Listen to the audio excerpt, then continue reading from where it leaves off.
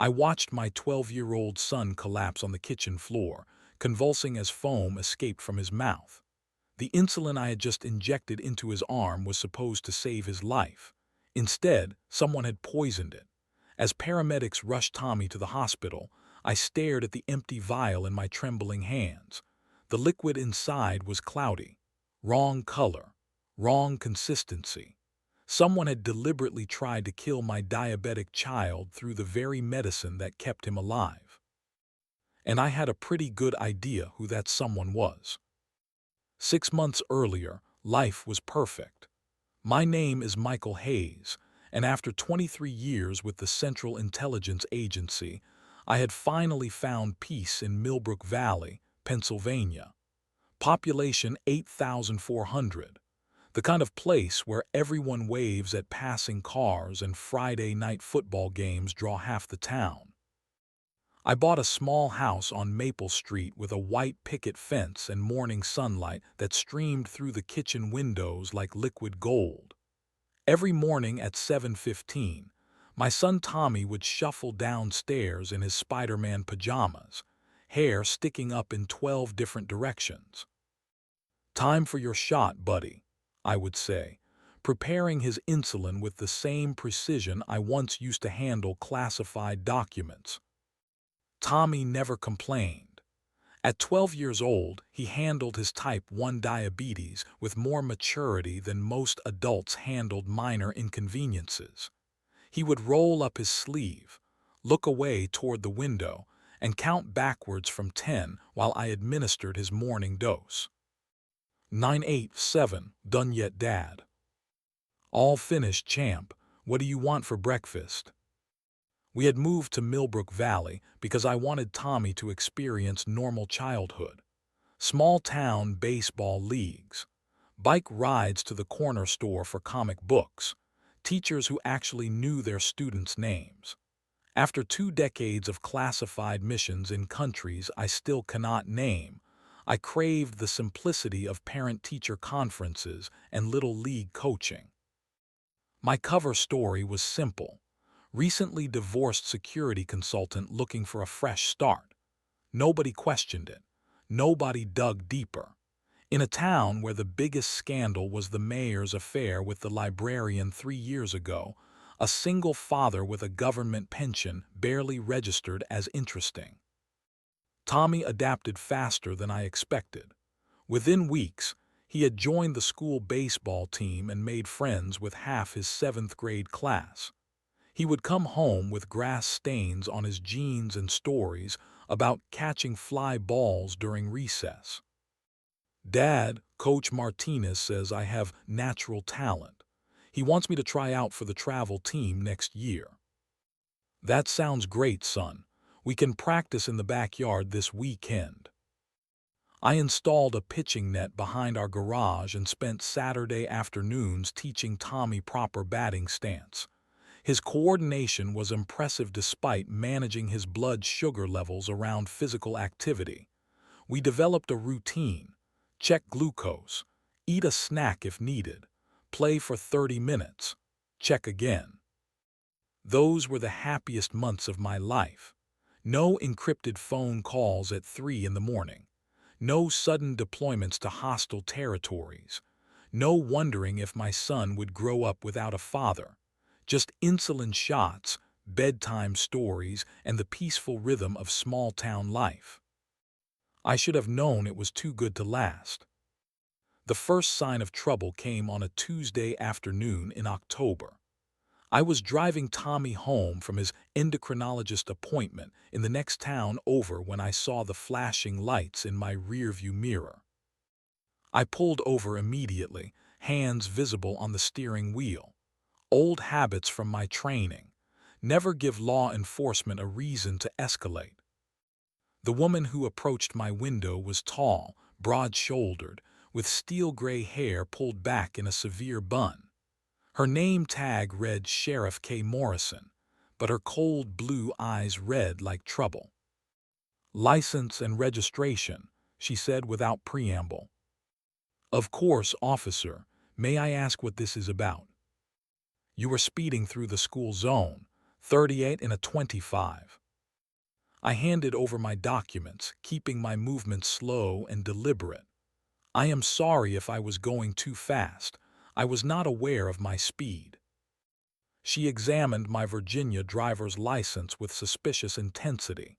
Michael Hayes, you are new in town. Yes, ma'am. We moved here about 4 months ago. We, my son and myself.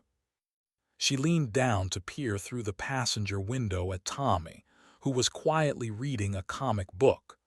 What brings you to Millbrook Valley, Mr. Hayes? The question felt loaded, interrogative rather than conversational.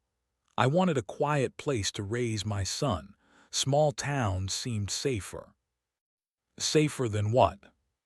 Than the city, ma'am. Sheriff Morrison straightened up, tapping my license against her palm. Funny thing about people who move to small towns looking for something safer. In my experience, they are usually running from something dangerous. I kept my voice level. I am not running from anything, Sheriff. I am a security consultant. My work allows me to live anywhere, so I chose here. Security consultant. She repeated the words like they tasted bad. What kind of security? Corporate consulting, risk assessment, nothing exciting. She stared at me for a long moment, then glanced back at Tommy. Your boy looks pale. He has diabetes. We just came from his doctor's appointment. Diabetes, that is serious business for a child. Yes, ma'am, we manage it carefully. I am sure you do. She handed back my license with a citation already written. $60 fine. Next time, watch your speed through my town. I took the ticket without arguing, though I knew damn well I had not been speeding. Yes, ma'am. Have a good day. As she walked back to her patrol car, Tommy looked up from his comic book. Dad, why was she so mean? Some people just have bad days, son. But I knew it was more than that. Sheriff Morrison's questioning had the familiar feel of an interrogation. She was fishing for information, looking for inconsistencies in my story. The kind of suspicion reserved for people who did not belong. That night after Tommy was asleep, I sat at my kitchen table reviewing the encounter. In my line of work, you learn to read people quickly. Sheriff Morrison was not just suspicious. She was hostile, and hostility without cause usually meant one of two things: fear or corruption. I made a mental note to keep my distance from Sheriff Morrison and her department. In a town this small, that might prove difficult. Over the next few weeks, I noticed her patrol car parked across from Tommy's school during pickup times. She would sit there, engine running, watching parents collect their children. Her eyes would follow my truck until I disappeared around the corner. Tommy started asking why the police car was always there. Just keeping the school safe, I told him. But I knew better. Sheriff Morrison was watching us. The question was why. The wellness checks started 3 weeks after the traffic stop. The first one came on a Saturday morning, while Tommy and I were making pancakes. The doorbell rang at 8:30. I opened it to find Sheriff Morrison and a younger deputy on my front porch. Good morning, Mr. Hayes. We received a call about possible child neglect at this address. Mind if we come in and take a look around? My blood went cold, but I kept my expression neutral. Child neglect, from whom? Anonymous tip. We have to investigate all reports involving minors. I stepped aside to let them enter. Of course, Tommy is in the kitchen eating breakfast. They found Tommy at the table, syrup on his chin, looking confused by the sudden presence of uniformed officers in our kitchen. Good morning, son, Sheriff Morrison said, her voice artificially sweet.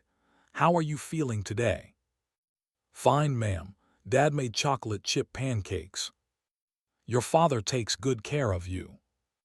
Tommy nodded, enthusiastically. He helps me with my diabetes and everything. He even learned how to count carbohydrates so we can figure out my insulin doses. Sheriff Morrison examined our kitchen with predatory attention. She opened our refrigerator and scrutinized the insulin vials stored in the door.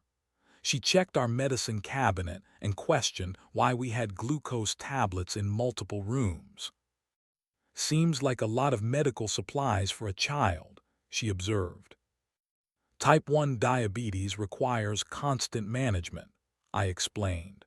"We keep emergency supplies accessible in case his blood sugar drops suddenly." The deputy took notes while Morrison continued her inspection. She examined Tommy's blood glucose monitor, his insulin pens, and the medical alert bracelet on his wrist. "How often does he see a doctor?" "Every 3 months with his endocrinologist, monthly with our family doctor for routine checkups." "That seems excessive." "It is the standard protocol for pediatric diabetes management." After 45 minutes, they found nothing questionable. No signs of neglect, no evidence of abuse. Tommy was healthy, well-fed, and clearly loved. "Everything appears in order," Morrison said reluctantly, "but we will be keeping an eye on things." The second wellness check came 2 weeks later, then another the following month. Each time, they found nothing wrong. Each time, Morrison seemed more frustrated by the lack of problems to report. The harassment expanded beyond our home. I began noticing delays at the pharmacy when picking up Tommy's insulin prescriptions. The pharmacist would apologize profusely while explaining that there were questions about the prescription that required additional verification. "Questions from whom?" I asked. "The sheriff's department called. They wanted to confirm the dosage amounts were appropriate for a child." School became another battlefield. Tommy's teacher, Mrs. Patterson, approached me after class one afternoon. "Mr. Hayes, I have been asked to monitor Tommy more closely during the day. The sheriff's department is concerned about his medical condition." "Concerned how?" "They want me to report any unusual behavior. Fatigue, confusion, irritability. Signs that his diabetes might not be properly managed at home." I felt my jaw clench. "Mrs. Patterson, Tommy's diabetes is excellently controlled. His last A1C test was 6.8, which is considered optimal for a child his age." "I am sure you are doing your best. This is just a precaution." But it was not a precaution.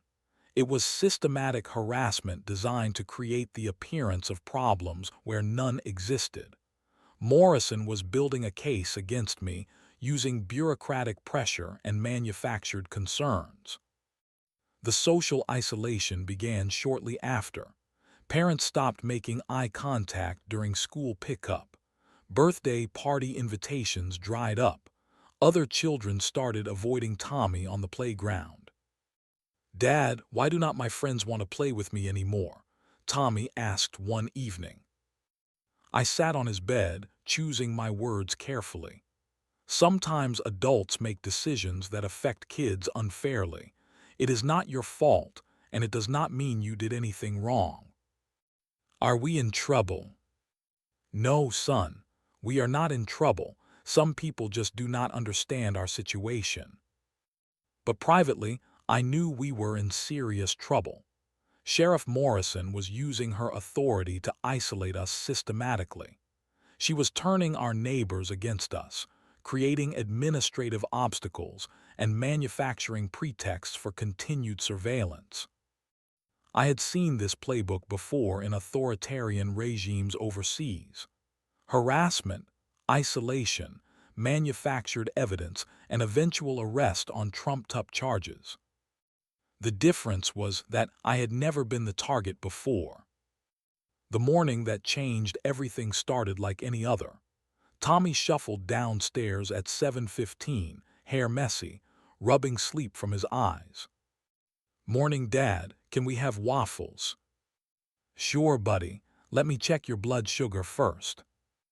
His glucose level was slightly elevated at 140, normal for morning readings. I prepared his insulin dose carefully, drawing the clear liquid into the syringe with practiced precision. The vial looked different. I paused, holding it up to the morning light streaming through our kitchen window. The insulin was cloudier than usual, with tiny particles floating near the bottom. "This batch might be getting old," I said, more to myself than to Tommy. "I should call the pharmacy about getting a fresh vial." But Tommy was hungry, and his blood sugar needed correction before breakfast. I drew the dose and injected it into his upper arm. "There we go, champ. Waffles in 10 minutes." Tommy nodded and opened his math textbook to review homework while I started breakfast. Everything seemed normal until I heard his pencil hit the floor. I turned to see Tommy gripping the edge of the table, his face pale and covered in perspiration. "Dad, I do not feel good." Before I could reach him, he collapsed. His body hit the kitchen floor with a sickening thud, and then the convulsions started. "Tommy, Tommy, can you hear me?" Foam bubbled from his mouth. His eyes rolled back, showing only whites. His entire body shook with violent seizures that I could not stop. I grabbed my phone and dialed 911. 911, what is your emergency? "My son is having a severe reaction. He is diabetic and I just gave him insulin, but something is wrong. He is convulsing and unresponsive." "Sir, stay calm. Paramedics are on the way. How old is your son?" 12, please hurry." I knelt beside Tommy, trying to keep him from injuring himself during the seizures. His skin was cold and clammy. His breathing was shallow and irregular. The paramedics arrived within 6 minutes, though it felt like hours.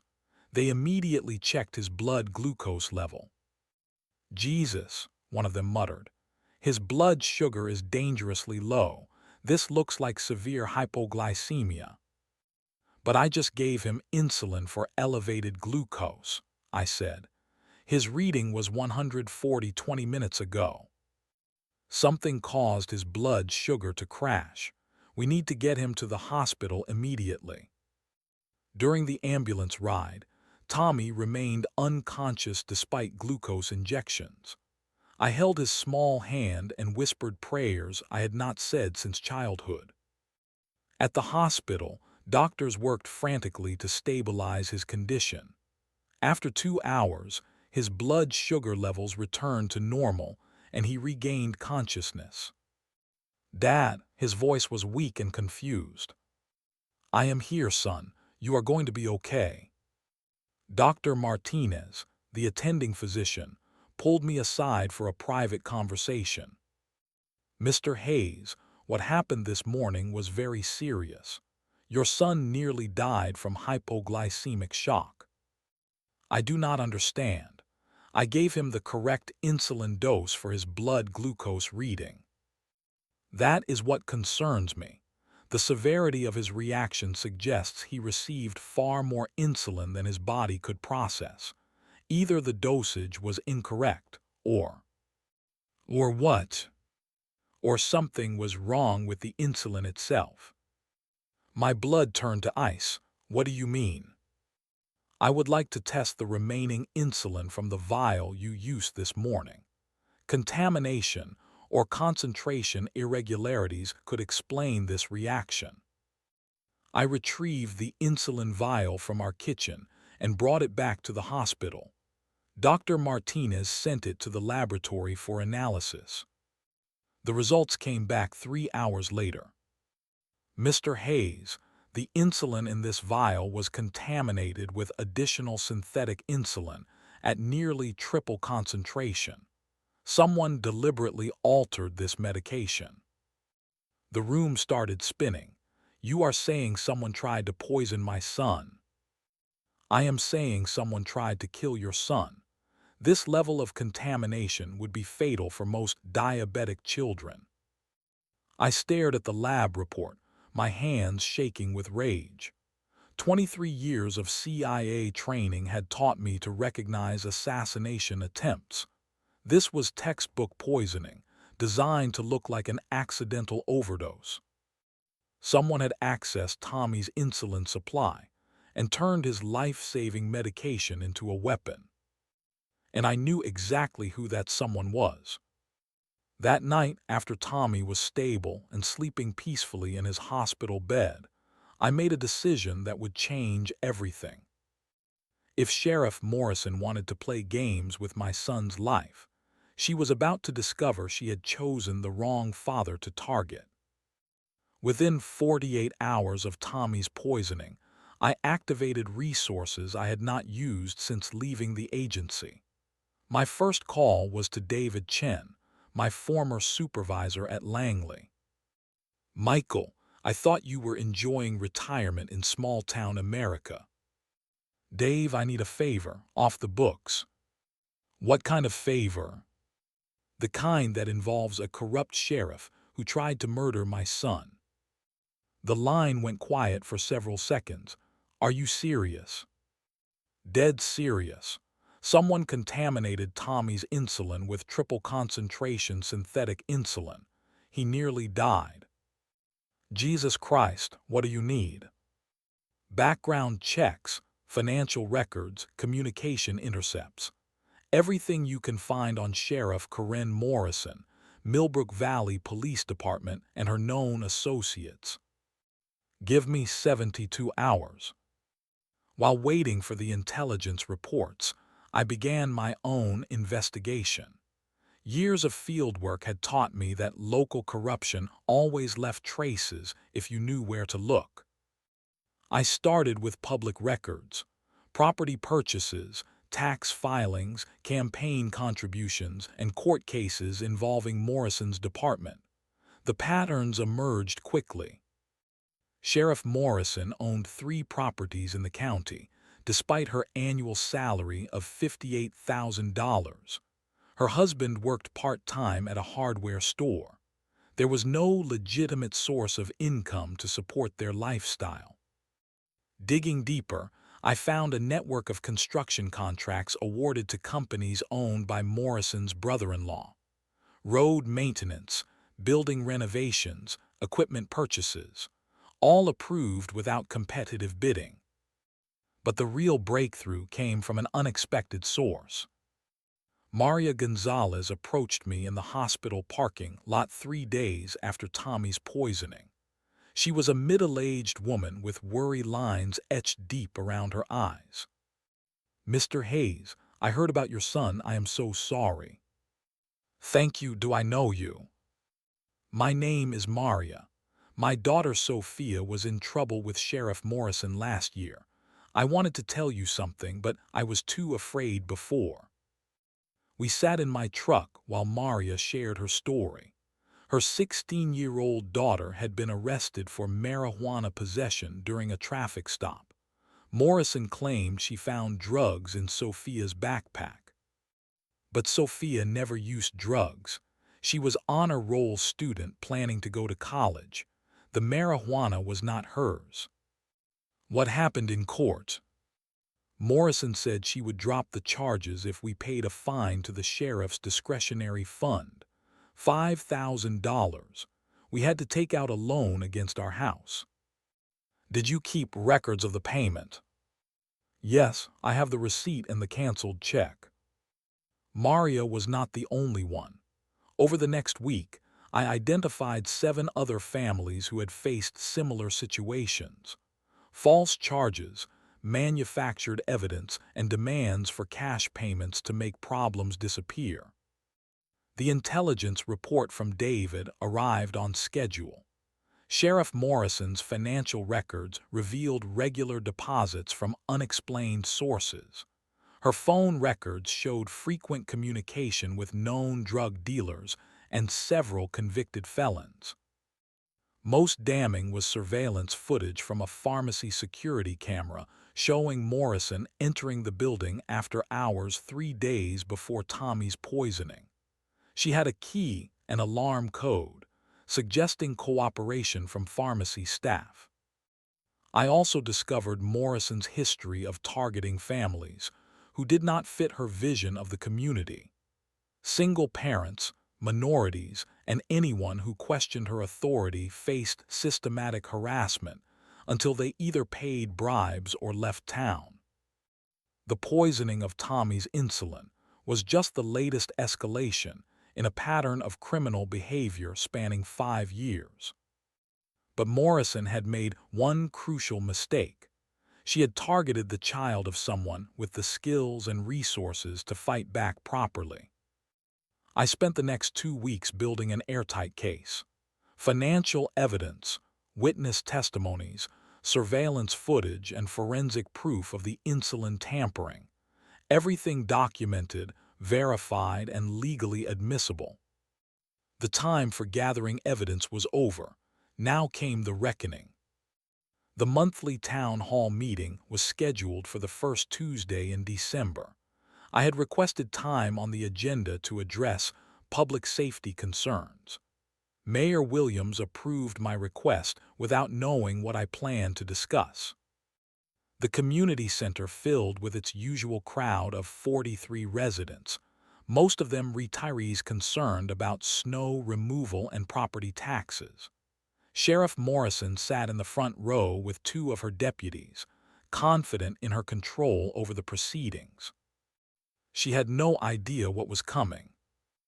Our final agenda item tonight is a presentation from Michael Hayes regarding public safety, Mayor Williams announced. Mr. Hayes, you have 15 minutes. I stood and walked to the podium, carrying a folder containing 5 years of evidence. The room was quiet except for the hum of fluorescent lights overhead. Good evening. My name is Michael Hayes, and 6 weeks ago, someone tried to murder my 12-year-old diabetic son. The silence became absolute. Every person in the room focused their attention on me with laser intensity. Before I moved to Millbrook Valley, I spent 23 years as an operations director with the Central Intelligence Agency. I know how to investigate criminal conspiracies. I know how to gather evidence, and I know how to identify corruption. Sheriff Morrison's face had gone completely pale. Her deputies shifted uncomfortably in their seats.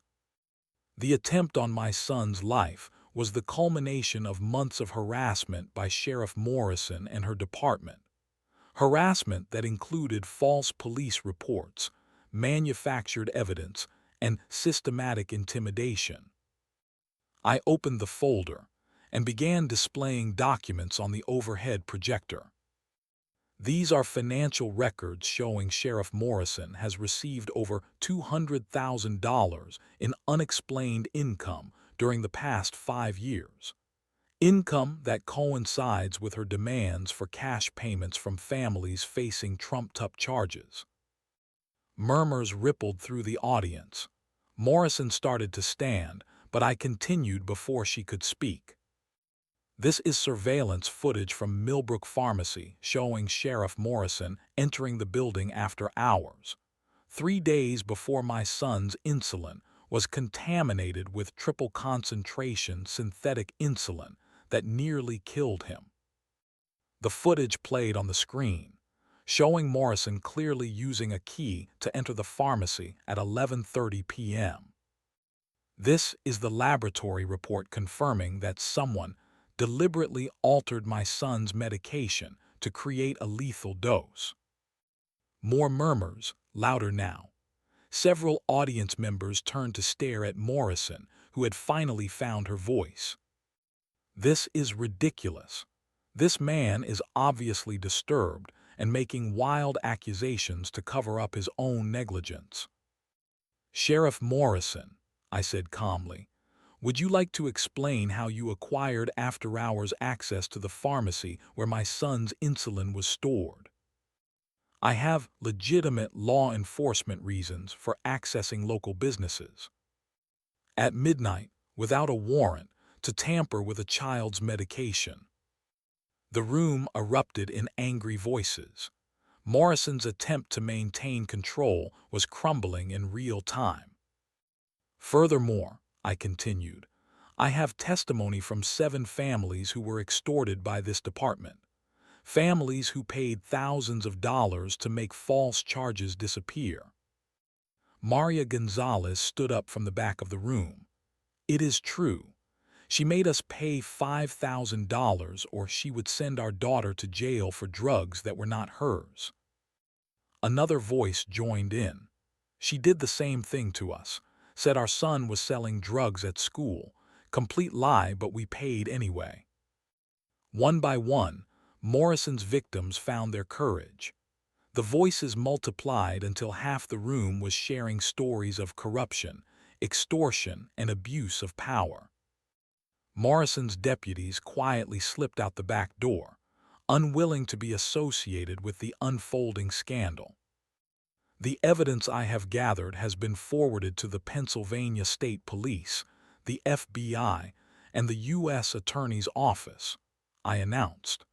Federal agents are already en route to begin a full investigation of this department. Morrison's face had transformed from pale to bright red. You have no right to. I have every right to protect my son and this community from a criminal who abused her badge to prey on innocent families. As if summoned by my words, the community center doors opened, and 6 federal agents entered, led by Agent Sarah Collins from the FBI's Public Corruption Unit. Sheriff Morrison, Agent Collins said, approaching the podium, you are under arrest for attempted murder, extortion, and violation of civil rights under color of law. The handcuffs clicked shut around Morrison's wrists in front of the entire town. Her reign of terror was over. The federal investigation moved with swift efficiency. Within 2 weeks, agents had seized Morrison's financial records, searched her home and office, and interviewed dozens of witnesses. The scope of corruption was even larger than I had initially discovered. Morrison's arrest made regional news. Small-town sheriff charged with attempted murder of diabetic child dominated headlines for 3 days. The story reached national media when reporters learned about my CIA background and the systematic nature of the corruption. Tommy recovered completely from his poisoning, though the psychological impact lingered. He had nightmares about police officers and became anxious whenever he saw patrol cars. We started seeing a therapist who specialized in childhood trauma. Dad, why did she want to hurt me? He asked one evening while we practiced batting in the backyard. Some people let power change them into something bad, I explained. It was not about you personally. You were just caught in the middle of her mistakes. Are we safe now? Yes, son, we are safe now. Morrison's trial began 4 months later. The evidence was overwhelming. Financial records, surveillance footage, witness testimony, and forensic proof of the insulin tampering. Her defense attorney attempted to portray the poisoning as an accident, but the prosecution demonstrated clear intent and premeditation. The most powerful testimony came from Maria Gonzalez's daughter Sophia, now 17 and preparing for college. Sheriff Morrison told my parents that I would have a criminal record for the rest of my life unless they paid money to make the charges go away. She knew the drugs were not mine. She put them in my backpack during the traffic stop. Morrison received 15 years in federal prison for attempted murder, extortion, and civil rights violations. 3 of her deputies were also convicted on lesser charges. The entire department was dissolved and replaced with state police coverage. The community's healing process took longer than the legal proceedings. Years of fear and complicity had created deep wounds that required time and effort to address.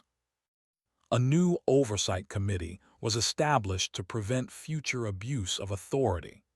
Citizens who had been too afraid to speak out before found their voices and became advocates for transparency and accountability. Property taxes were reduced after the state recovered the money Morrison had stolen through fraudulent contracts. The funds were returned to the municipal budget for legitimate public services. Most importantly, the culture of fear that had dominated Millbrook Valley for 5 years finally lifted. Parents no longer worried about arbitrary arrests. Business owners stopped paying protection money disguised as fines. Tommy started playing baseball again and made new friends whose parents were no longer afraid to associate with our family. His blood sugar control improved as his stress levels decreased and his confidence returned. "Dad, Coach Martinez wants me to try out for the high school team next year," he announced one Saturday after practice. "That sounds great, buddy. Think you are ready for that level of competition?" "I think so. And if I make the team, I want to dedicate my first home run to all the kids whose parents were hurt by Sheriff Morrison." I watched my son run bases during practice, healthy and happy, and completely unaware of how close we had come to losing everything. Justice had been served, but more importantly, our community had learned that ordinary people could stand up to corruption when they worked together. The nightmare was over. Our real life could finally begin. 2 years after Morrison's conviction, Millbrook Valley had become the town I originally hoped to find. Tommy was thriving as a high school freshman, his diabetes well controlled and his confidence fully restored. He made the junior varsity baseball team and dedicated his first home run exactly as he had promised, pointing to the sky and whispering, "This one is for all the families." The local newspaper ran a feature story about his dedication, turning him into something of a local hero. Other kids with chronic conditions started approaching him for advice and encouragement. "Dad, I want to start a support group for diabetic kids in the county," Tommy announced one evening over dinner. "That sounds like a wonderful idea, son. What made you think of it?" "I remember how scared I was when Sheriff Morrison was making everything complicated with my medicine. Other kids should not have to go through that alone." I helped him organize the Millbrook Valley Diabetic Youth Network, which now serves 47 children across 3 counties. Watching Tommy transform his trauma into service for others made me incredibly proud. My own life had also taken an unexpected turn. The state attorney general's office recruited me to consult on police reform initiatives throughout Pennsylvania. My experience with Morrison's corruption, combined with my intelligence background, made me uniquely qualified to identify and address systemic problems in law enforcement. "Mr. Hayes, we have another situation in Lancaster County that sounds familiar," Attorney General Rodriguez explained during one of our monthly meetings. "Sheriff's Department targeting immigrant families with false charges and demanding payments." "Same playbook as Morrison." "Exactly the same. We need someone who understands both the investigation process and the community impact." I accepted the consulting position and began traveling throughout the state, helping other communities identify and eliminate corruption. Each case reinforced the lesson that ordinary citizens have more power than they realize when they unite against injustice. The work was satisfying in ways my CIA career had never been. Instead of operating in shadows, I was helping communities find their voices and claim their rights in broad daylight. Millbrook Valley became a model for police accountability and community oversight.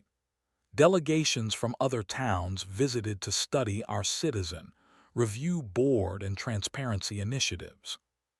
"You should run for mayor," suggested Mrs. Patterson, Tommy's former teacher, during a school board meeting. I think I prefer my current role, I replied. Change often happens more effectively from outside the official system. On quiet Sunday mornings, Tommy and I still practiced baseball in our backyard.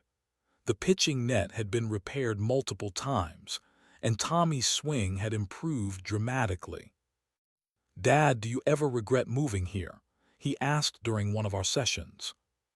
"Never. This is exactly where we belong." Even after everything that happened with Sheriff Morrison. Especially after everything that happened, we learned that good people can overcome bad situations when they work together. Tommy nodded thoughtfully, then launched a perfect line drive over the neighbor's fence. Our story had become part of Millbrook Valley's history. Children learned about it in school as an example of civic responsibility and community courage. Adults referenced it when facing their own challenges with authority figures. But for Tommy and me, it was simply the foundation of our new life. A life built on trust, transparency, and the knowledge that home is not just a place you find. Sometimes it is a place you have to fight to create. The insulin in our refrigerator was tested monthly by independent laboratories. The community watched over us, and we watched over the community in return.